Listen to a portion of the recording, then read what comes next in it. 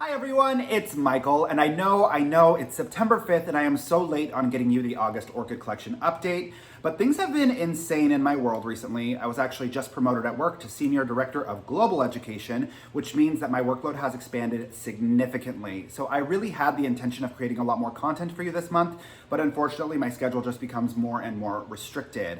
Having said that, if you have any interest in keeping up with my experience as an executive in the beauty industry, go ahead and follow me at the Bearded Beauty Bible on Instagram. I'm on there all the time. So having said that, let's talk about the plants. Things are going so well. I have so many plants that are in spike for me for the very first time, as long as I've had them. But I've also had a few plants abort their flower spikes, and one of them makes me so upset. I'll show you a little bit later in this video. But independent of that, everything is trucking along really, really beautifully. We are transitioning out of summer and kind of into the fall months, although in San Francisco, the climate isn't really shifting that significantly at this time. But I do think that a lot of the plants know that it's fall already. In regard to water culture, everything continues to develop at incredible rates. I'm so flabbergasted at this grow method being so effective.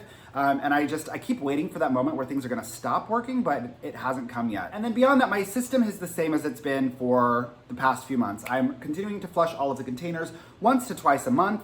I am watering in between those flushes with dilute nutrient solution, and I am misting the plants in the morning, and that's pretty much it. So without further lead in, let's just go ahead and jump in and talk about the plants that have something new, different, and interesting happening this month.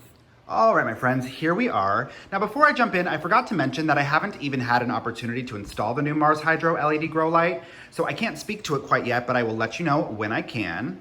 We're gonna jump in with number one in the Orchid collection, and I am so excited about this. As the number implies, this was the very first orchid in my collection, which means that it saw the greatest amount of mistreatment out of all of my orchids. And just look how happy and vigorous it is. I have to show you the root system too. It is really just very, very well established. It has tons and tons of aerial roots, but look, it has a basal keiki, which it has pretty much always had. Both of the plants have continued to grow side by side. They're almost identical in size. I don't know if you can tell, but both of them are spiking. So this is a real delight. I've had this plant for almost 4 years, and this is the first time I really see it flourishing. It's such a joy. Now we're gonna jump from number 1 to number 11 in the collection. This is my Psychopsis Mendenhall Hildos, and as you can see, it is very much in spike still. This has been in spike. It's a sequential bloomer. It's given me, I think now 4 blooms, or 4 bloom cycles. But that's not what I'm the most excited about. The thing that I'm the most excited about is I've been watching the new growths on this one closely. It has plenty of new growths that are quite sizable, and I was praying that they would give me another inflorescence, and wouldn't you know it, let me see if I can take you in on it. Do you see right in there? There is a new flower spike forming in the most newly matured pseudobulb, which is so exciting because that means I'm gonna have 2 beautiful sequential blooming spikes on this, and I think it'll just continue. I think I'm very, very likely to, look at the size of this new growth that's coming in. I think it's highly likely that I'm gonna have maybe 3 to 4 spikes coming off of this soon, which will just create the most stunning display. I'm so excited. More exciting news, over this way we have number 13 in my collection. This is a no ID Fragmapedium, but I have never gotten this to spike because it has always been very, very unhealthy. But look how vigorous and happy this root growth is. It just looks like a bunch of ramen noodles. It has completely filled the grow container. And if I take you in here, the distinction between the leaf and the flower spike is very, very subtle, but it's almost like the sheath is just like a hollow little shell, and you can see the distinct fold in the leaf. It's definitely a flower spike. Now, my concern is I've had other flower spikes abort recently, and I think it's because of a nutrient deficiency. I haven't been very diligent with my fertilizing routine because I've been so busy. I've just been, using plain water, which certainly is not meeting the needs of these plants. But I'm watching this one closely, and I'm trying to be more conscientious about the nutrient contribution I'm making to it because I don't want this one to abort. I need to see what it is. And I have hope that once it does bloom, someone will be able to help me positively ID this, just like other plants in the collection. Thanks again, Michael McCarthy. On to number 16 in the collection. This is I just want to call this beast. Or is it a beauty? I don't know. This is my Catacetum Dapper Dots Nicolasa Tavares hybrid, and it just continues to do whatever the hell it wants. Look at these new growths. They are now all maturing into pseudobulbs. I could not possibly keep up with this one's water needs because the root system isn't even making contact with, only a portion of the plant is in the container, you guys. Do you see this root system? This plant wants to drink so much water. It wants so many nutrients, and It's a beast, you guys. So the great news about this is I treated it for spider mites. I talked about this on the last update, and they haven't returned. And by this time in the grow season, they would have absolutely been back. So I feel like I really did successfully eradicate them, which is the best news ever.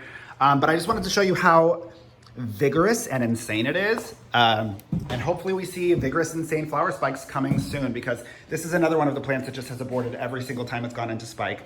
I'm sorry, I need to give you more perspective on how big it is. It's insane. All right, on to number 17.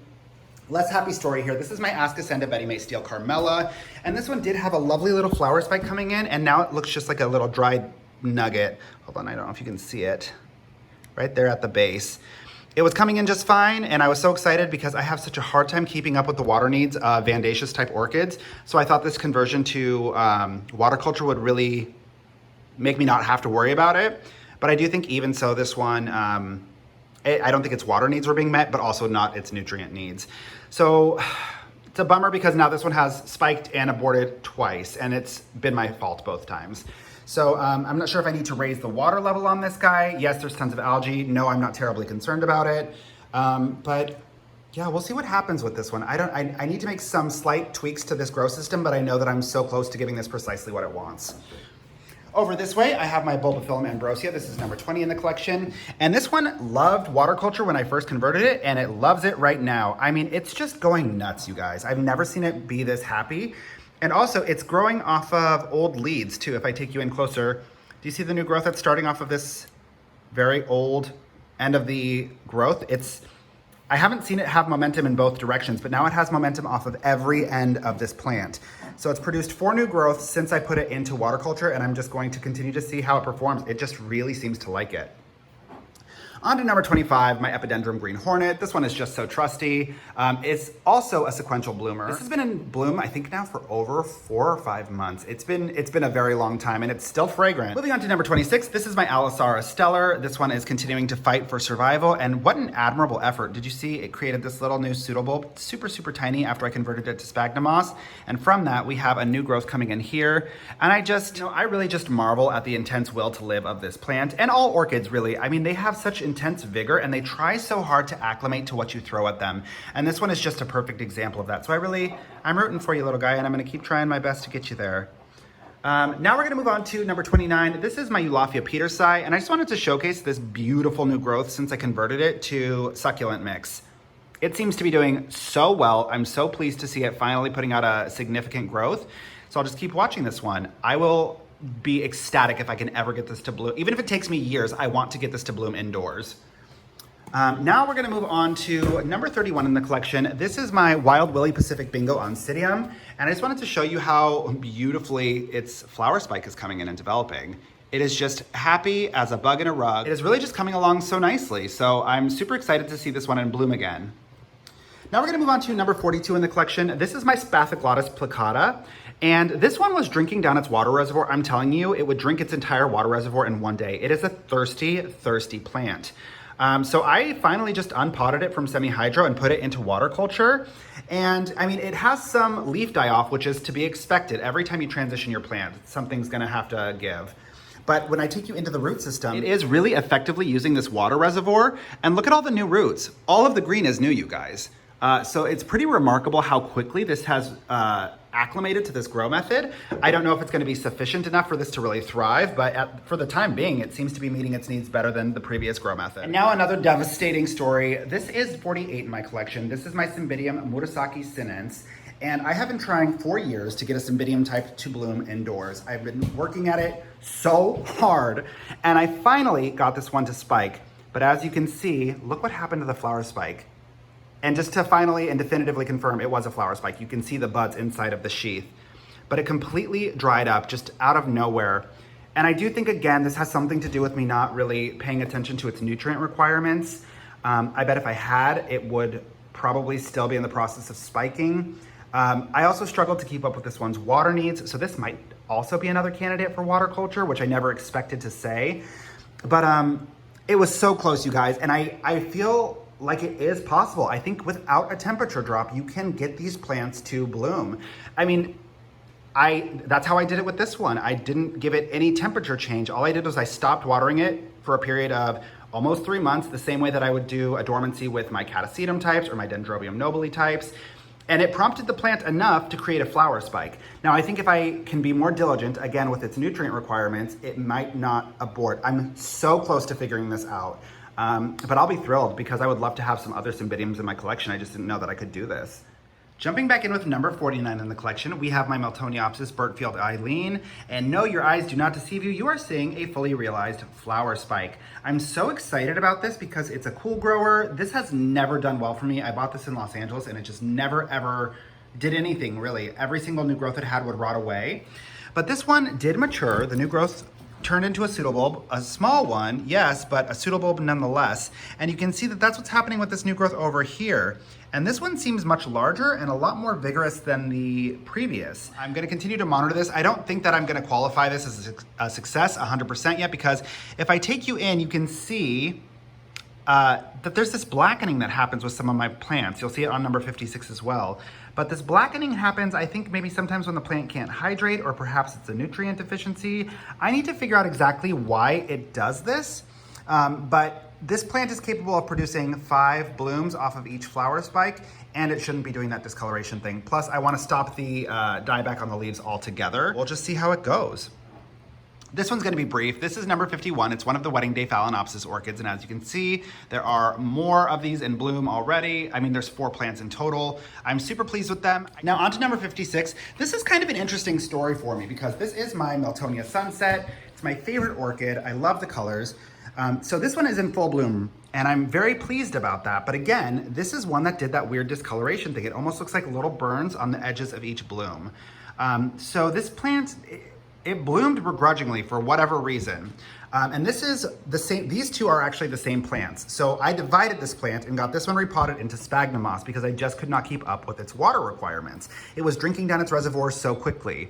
And when I did that, it gave me 2 fully realized flower spikes. But now here's the division, and here's what's blowing my mind. This discoloration, it happened on both of the plants.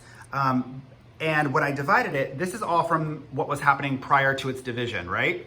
But here's the remarkable thing. Now that it has been in water culture, this new growth is coming in pretty scot-free. It's beautiful, it's vivid, it's green. It doesn't even have, you can see kind of like the yellowish tonality to this one. It seems healthier to me. And if I take you into the flower spikes that it's producing, yeah, it's already producing 2 flower spikes in water culture, which blows my mind. You can see that there is none of that burning. I do think it has something to do with its access to water. So I'm gonna continue to monitor this. I just think it's pretty fascinating how differently these 2 plants are doing. Now on to number 60 in the collection. This is my Belara Peggy Ruth Carpenter. And this one is so interesting. I always think it's not doing well. And then it gives me a million flower spikes. And I think we're close to that happening again because it already started to give me 1.